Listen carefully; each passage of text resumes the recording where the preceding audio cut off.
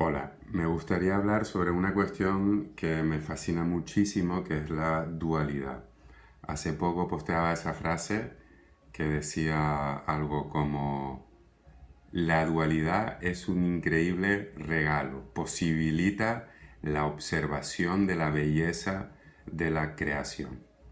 Entonces, claro, a lo mejor dice, bueno, qué chorrada es esta, porque la dualidad en muchos textos aparece como el enemigo, lo que crea el ego, lo que crea el estar separado, lo que crea todo sufrimiento también. Y tiene su parte de la verdad y al mismo tiempo, y esto es solo una perspectiva, que lo único que pretende es servirte, es serte útil de alguna manera. Si te puede ser útil, pues yo estoy encantadísimo. La dualidad también nos diferencia muchísimo de las otras especies de este planeta y posibilita que nosotros podamos observar, como decía, como desde fuera, todo lo que el universo crea alrededor nuestra, que es de una abundancia tan grande que a veces nos quedamos maravillados. Y para explicar mejor esto me gustaría responder a preguntas como, o intentar responder o dar la perspectiva simplemente a preguntas de cómo surgió el ego, cuándo surgió la dualidad en el ser humano. Y voy a intentar ser muy breve, eso sí, remontarme hace falta, a lo mejor dirás, uff, qué rollo,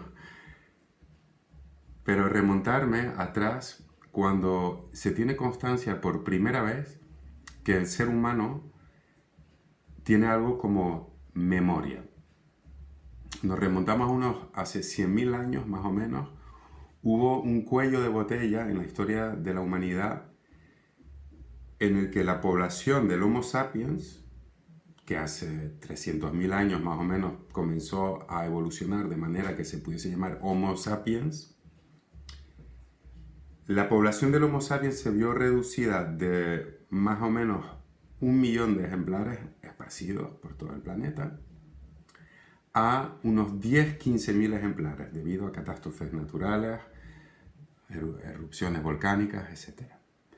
Y precisamente después de ese cuello de botella evolutivo, el Homo sapiens empezó a desarrollar, o al menos se tiene constancia, la facultad evolutiva que le iba a dar la ventaja definitiva con respecto a las otras especies, que es la memoria, la capacidad de abstracción que viene dada también con la memoria. Es decir, hoy planto 10 semillas y mañana esas 10 semillas me van a dar 10 plantas que a su vez me van a dar 200 semillas. Podré comerme 150 semillas y el resto lo podré volver a plantar. Eso es la experiencia y de esa experiencia el ser humano saca sus conclusiones para el futuro.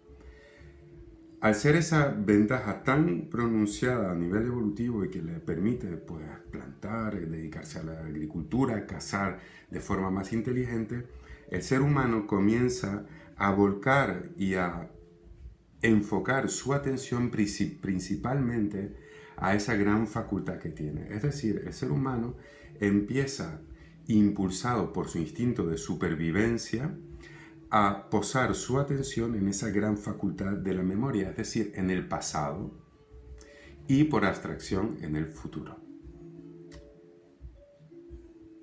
Cada pasado y cada futuro, por consecuencia, es a nivel individual totalmente distinto. Por ejemplo, un grupo de amigos que tiene exactamente la misma experiencia vuelve a hablar de ello 3 años después y va a contar historias totalmente distintas.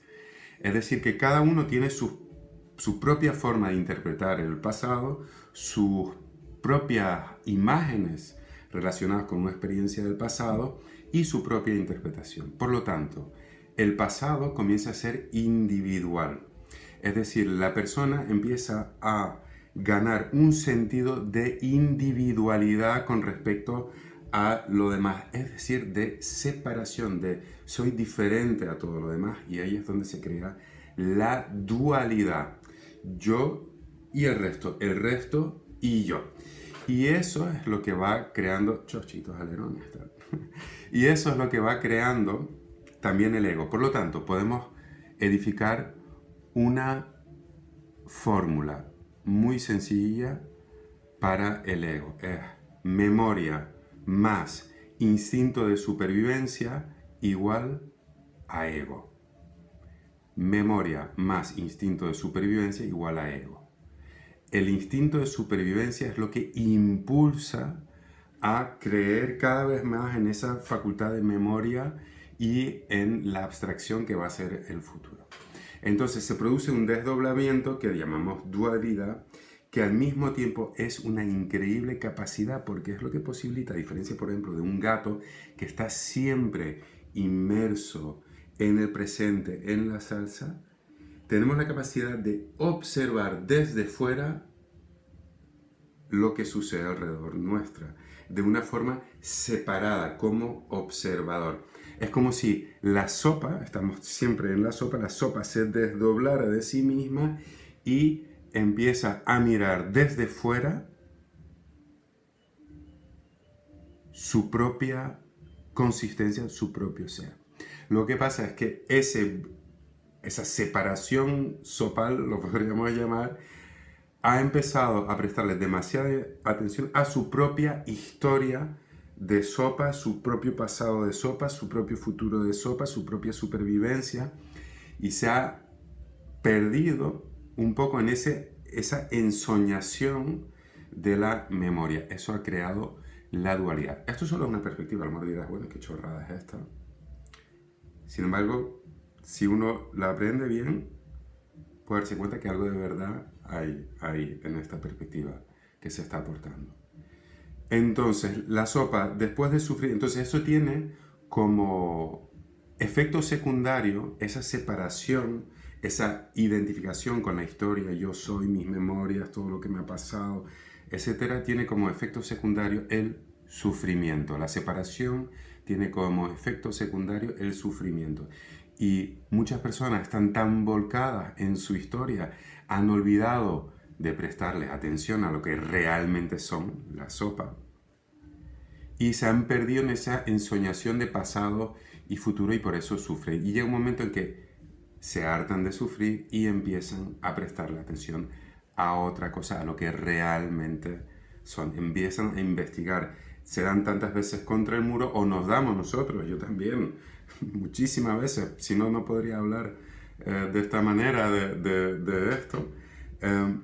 Se empiezan a dar cuenta de que quizás la realidad es otra, ¿no?